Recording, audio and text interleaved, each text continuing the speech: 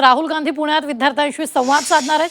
22 ऑगस्टला पुण्यात छात्रों की गूंज कार्यक्रम होणार आहे। पुणे पोलिसांकडून कार्यक्रमाला परवानगी देण्यात आली आहे। अटी शर्तींसह छात्रों की गूंज कार्यक्रमाला परवानगी देण्यात आलेली आहे। पुण्यातील एसएसपीएम कॉलेजच्या मैदानावर हा कार्यक्रम पार पडणार आहे आणि याची युद्ध पातळीवर सध्या तयारी सुरू आहे।